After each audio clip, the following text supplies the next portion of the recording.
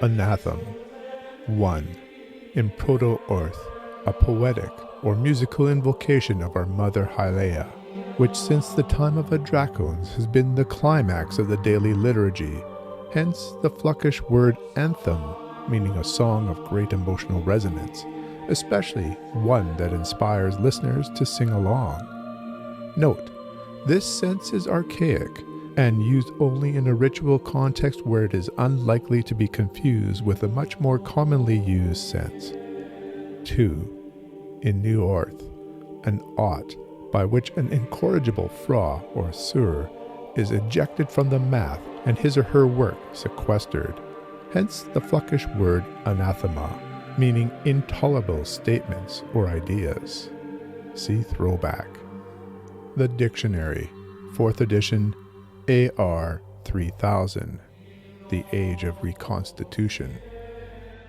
Anathem by Neal Stephenson, 2008. Fra Erasmus is a young avout living in the convent of Saint-Edhard, a sanctuary for mathematicians, scientists, and philosophers, protected from the corrupting influences of the outside secular world by ancient stone, honored traditions, and complex rituals. Over the centuries, cities and governments have risen and fallen beyond the convent's walls. 3 times during history's darkest epochs, violence born of superstition and ignorance has invaded and devastated the cloistered Mathic community.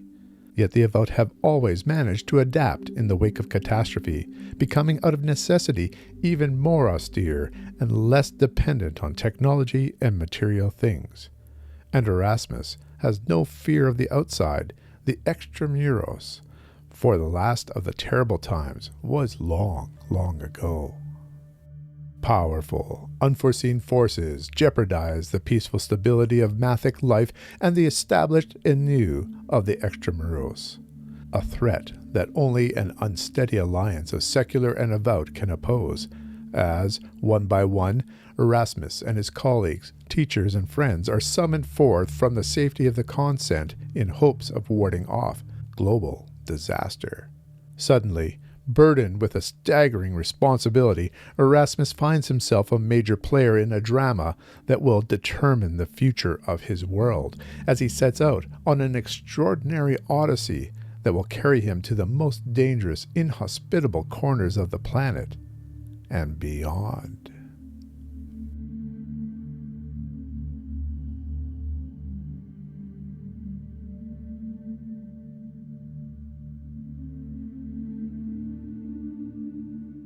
Anathem is a bit of a daunting read, 890 pages long, with a 20-page glossary. Further, throughout the story, you also have dictionary entries, such as the one I cited for Anathem. This is dense world building. I'm going to use common words here instead of the words from the glossary, but there's a monastery, and the monastery is divided into sections where priests may stay for 1 year, 10 years, 100 years, or 1,000 years. They would only come out on the anniversary of those years. In this way, knowledge is preserved in this world throughout disasters in history. In some ways, it reminds me of the Canticle for Leibowitz, in concept alone. But a threat to this world unites those in the monastery and those outside. A dangerous journey ensues, and then the novel itself seems to take on a very new level of storytelling, one that might be jarring to some, and we definitely go into science fiction realms. I found this novel daunting. It probably took me about 3 weeks to read it. Normally I read about a book or 2 perhaps in a week. It just took me a long time to really get into this world. In fact, sometimes novels take a while to get into when you have new worlds created. I would say I was probably almost up to page 200 before I started to really feel comfortable here. Even then, I was just glossing over some of the terminology just to get the drift of the story itself, to get some momentum.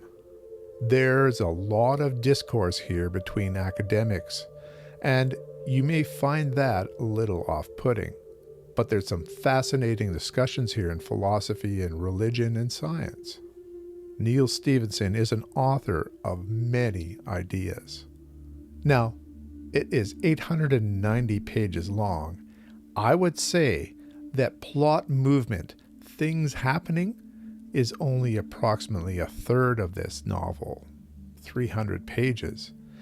There are some startling moments here, though, moments of action, of suspense, of sacrifice, and of awe and beauty. This might be the most frustrating Neal Stephenson novel that I've read. I've read Seven Eves and Snow Crash. I love Seven Eves, and I think Snow Crash is an important and interesting novel, sort of like a blockbuster movie in some ways in a cyberpunk world. Anathem is one that takes a lot of patience. Now, some may just read through it and accept it. I had difficulty doing that. I needed to understand this world, and this glossary, 20 pages of it, really was key for me going back and forth, but that interrupts your reading flow. Some I've heard think that this is a book that you need to reread. I'm not sure about you. I'm not ready to reread an 890-page novel, not anytime soon. The characters do get fleshed out, and the plot itself starts to move along at points where you think, okay, we're sort of past that world building, we're past all that discussion, and here we go. But it is in starts and stops. There are some spectacular scenes in this novel, though, ones that stay in my memory. So, who would enjoy this novel? Well, those who love world building, love philosophy, religion, science, discussions, and then some awe-inspiring ideas and action. Wow, this one's for you. But if you get bogged down with this kind of world building, if you find that it destroys your enjoyment, especially if you have a book that has over half of 890 pages in this vein, this might be one to skip. The only other drawback for some might be a jarring kind of change in the story and plot about 80% of the way through. And the last 20% goes on this different tangent to save this world. For myself, I did find it frustrating at times. I found that I really was wishing that it was over, that I could at least get to the parts where the action was happening, the resolution was going to happen. I was very impatient with it at times, but I powered through. For me, I enjoyed both Seven Eves and Snow Crash much more than this one. I'm going to give this one 7 out of 10. I think with a reread, that would go up to at least an 8 out of 10. I'm curious, if you've read Anathem, what has been your experience with it? I'm guessing some of you will think of this as the best Neal Stephenson novel.